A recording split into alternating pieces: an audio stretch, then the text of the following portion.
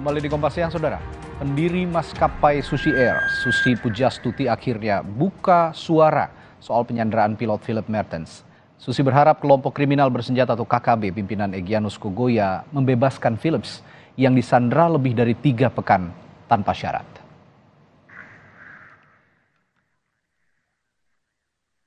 Presiden Direktur PT ASI Pujastuti Aviation, Susi Pujastuti akhirnya bicara soal penyanderaan pilot Philip Mertens.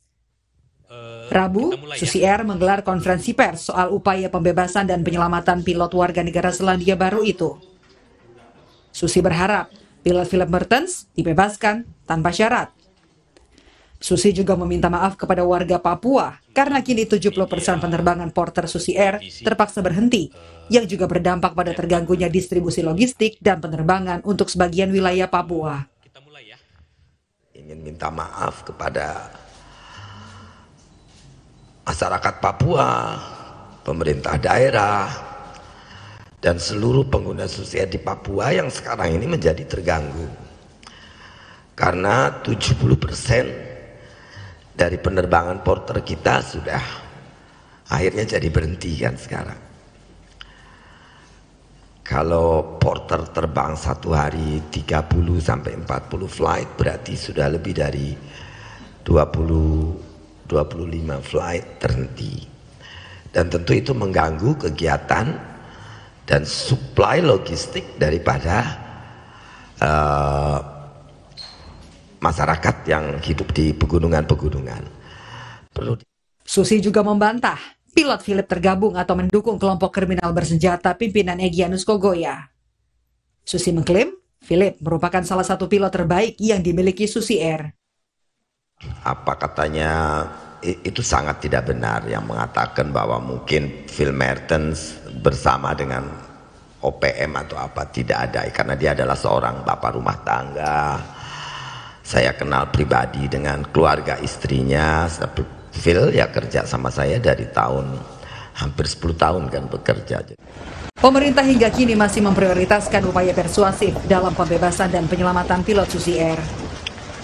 Kita sedang melakukan persuasi untuk bisa menyelamatkan Sandra.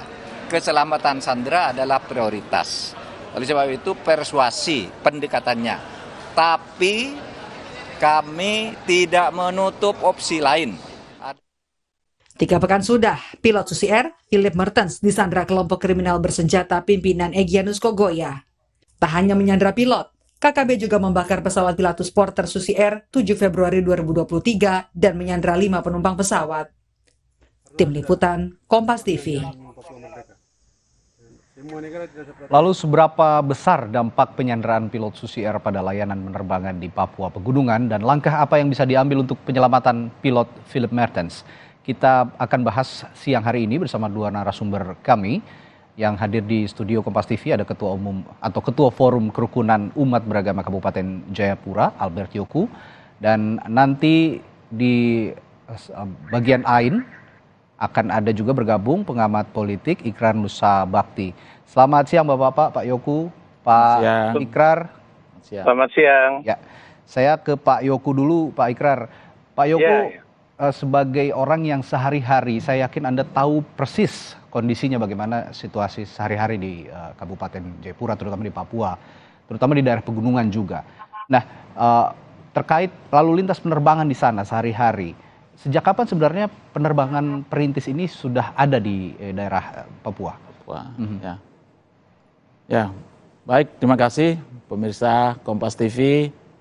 Juga saya sampaikan salam untuk seluruh keluarga besar orang asli Papua di tanah Papua. Shalom, Assalamualaikum warahmatullahi wabarakatuh. Om Swastiastu, Namo Buddhaya, salam kebajikan, salam kerukunan.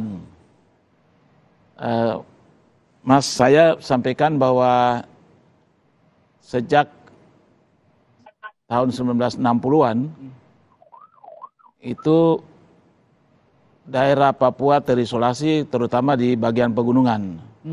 Sejak tahun 60 ya? Ya sebelumnya lah gitu. Tapi tahun 60-an itu sudah mulai ada kedatangan misionaris dari Jerman, juga dari US. Oke. Mereka mencoba untuk membangun komunikasi terhadap suku-suku orang asli Papua yang ada di pegunungan dengan maksud bagaimana mereka bisa ikut dalam perubahan peradaban yang manusiawi ke depan. Ya. Nah, satu-satunya hal yang bisa dilakukan itu adalah masalah transportasi. Lalu dibangunlah lapangan-lapangan perintis secara manual dengan menggunakan tenaga manusia, bisa 6 bulan sampai setahun pembangunan itu. Oke. Nah, sesudah itu masuklah penerbangan misi ya khususnya, tetapi penerbangan itu bertujuan untuk membuka keterisolasian sekaligus membawa perubahan-perubahan di wilayah pegunungan. Oke. Nah, karena belum ada sama sekali jalan darat, maka kegiatan ya pembangunan manusia Papua di daerah pedalaman pegunungan itu satu-satunya alat yang memudahkan untuk para motivator bisa masuk, baik itu petugas gereja, petugas kesehatan, barang dan jasa. Ya. Ini hanya bisa dilakukan melalui udara. Dan karena itu kalau saya dalam soal ini saya sampaikan kepada keluarga besar saya bahwa para pilot itu pahlawan pembuka keterisolasian kami di Papua. Ya. Dan pahlawan peradaban baru bagi orang Papua. Ya. Nah, karena itu memang sebelum Susi Air ini kan ada maskapai penerbangan dari MIF, Ya. juga dari AMA itu penerbangan misi Katolik, kemudian dari Yajasi itu dari penerbangan linguistik Institut SIL. Nah, semua ini dilakukan dalam kaitan dengan pertumbuhan perkembangan baru bagi manusia Papua yang berada di daerah-daerah pegunungan terpencil, dan pengorbanan mereka tidak sedikit. Banyak yang satu saya menilai bahwa dia mempertaruhkan seluruh eksistensi hidupnya ketika membawa pesawat di daerah pegunungan yang begitu tinggi perbukitannya dan landasan pacu yang pendek. Dan cepat sekali terjadi perubahan-perubahan cuaca. Lalu cukup banyak pilot yang jatuh dan mati di pelayanan kepada orang asli Papua. Ya, jika saya dengar cerita Anda Pak Yoku, begitu sentral, begitu strategis peran penerbangan terutama di pegunungan Papua. Saya akan ke Pak Ikrar Nusa Bakti. Pak Ikrar, jika mendengar cerita Pak Yoku barusan, kita tahu bahwa peran penerbangan perintis di Papua ini sangat sentral, sangat penting sekali, terutama untuk memasok logistik dan keperluan-keperluan sehari-hari masyarakat Papua. Jika Anda melihat insiden penyanderaan ini oleh KKB, kondisi Papua saat ini yang Anda amati seperti apa, Pak Ikrar? Ya, kalau kita lihat ya, yang membuka isolasi di daerah pegunungan itu adalah awalnya memang misi-misi Katolik dan Zending ya. Dan kita juga tahu yang tadi udah dikatakan oleh Pendeta Yoku ya, itu mereka juga adalah para pilot itu ya, yang awalnya dari ada yang perusahaan maskapai Belanda, ada juga yang dari misi dan Zending itu mereka itu adalah juga membawa bahan-bahan pokok dan sebagainya ya. Dan kita juga tahu ya, Susi Air itu yang sudah berkiprah di Papua sejak 2006, itu kan boleh dikatakan adalah suatu perusahaan yang kemudian menggantikan MAF dan AMA ya, untuk kemudian bisa masuk sebagian wilayah-wilayah Papua ya. Dan Susi Air mulai dengan 1 pesawat dan sekarang kalau nggak salah lebih dari 22 pesawat ya, dan ini makanya sangat penting.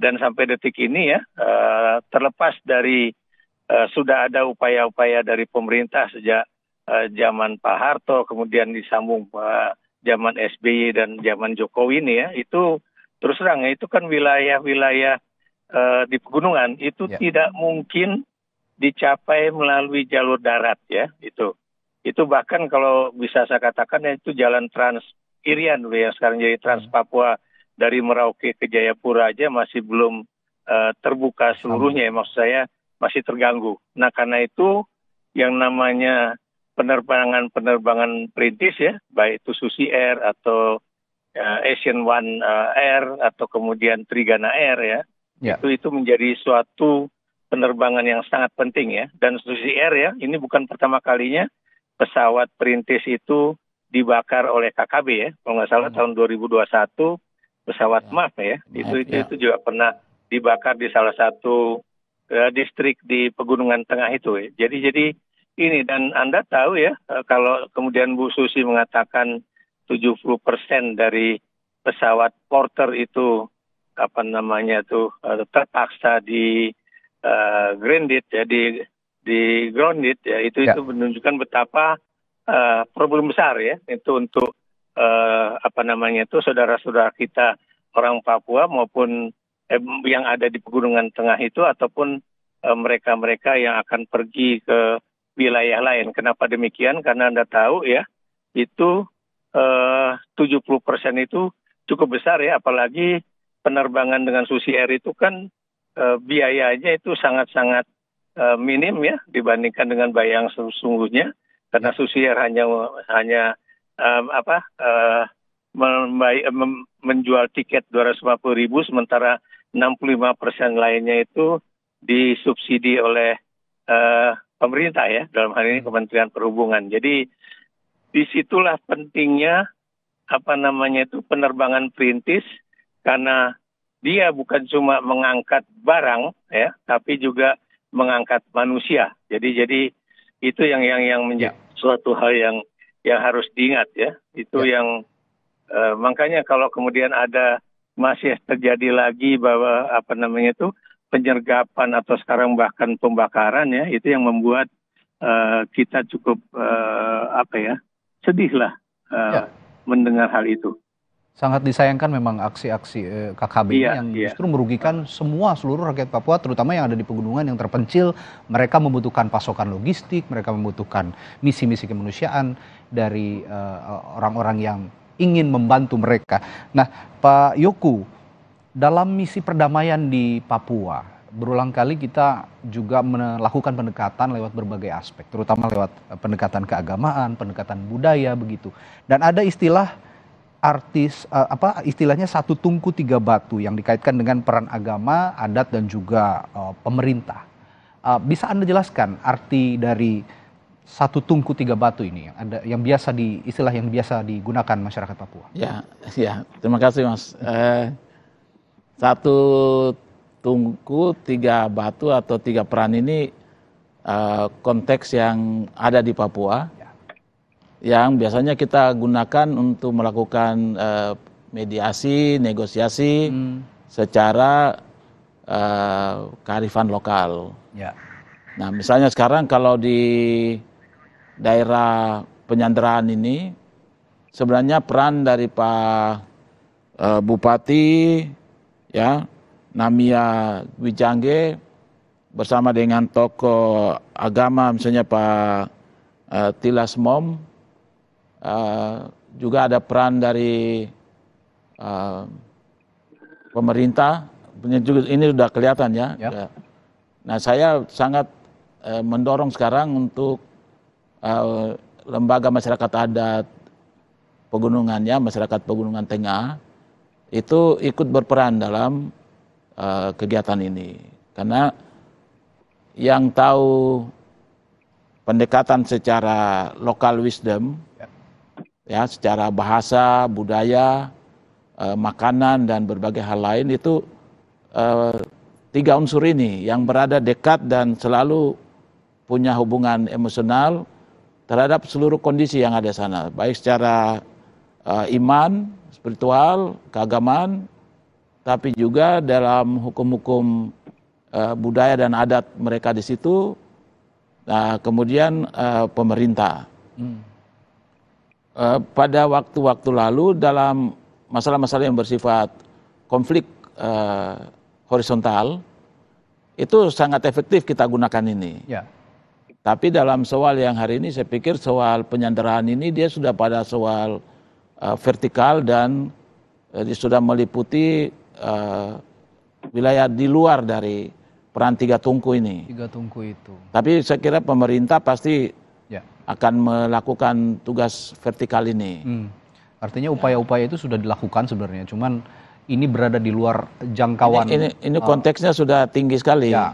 Ya, konteks yang berafiliasi pada politik dan militansi. Militansi, baik. Jadi peran yang sekarang saya pikir tokoh agama, tokoh adat tetap harus punya pandangan untuk menghimbau, pandangan untuk mengingatkan anak Egyanus ini, karena menurut saya ini fatal ya, sebuah tindakan fatalisme terhadap perubahan perkembangan yang selama ini sudah dibangun. Padahal sudah progresif begitu. Progresif. Jadi kalau jangan sampai ada kemunduran.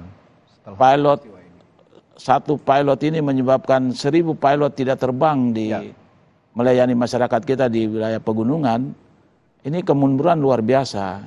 Nah, karena itu saya minta ya, juga sarankan untuk anak saya Egyus Kogoya dan teman-teman, saudara-saudara saya yang menyandera pilot ini, pilot itu orang yang berjasa untuk kita. Ya. Dia meninggalkan keluarganya, negara dan bangsanya dengan siap mengambil resiko ya di wilayah itu. Dan ini yang kami dari pihak pemerintah, agama maupun masyarakat adat, pimpinan adat harus bicara keras soal matinya perkembangan yang harus berlangsung. Pak Yoku, nanti setelah jeda saya juga akan bertanya kepada Pak Ikrar bagaimana kira-kira upaya pendekatan pemerintah yang tepat dan bagaimana juga jika pendekatan kemanusiaan terhadap kelompok kriminal bersenjata yang menyandera pilot ini tidak berhasil. Kita akan bahas setelah jeda, tetaplah bersama kami di Kompas Siang.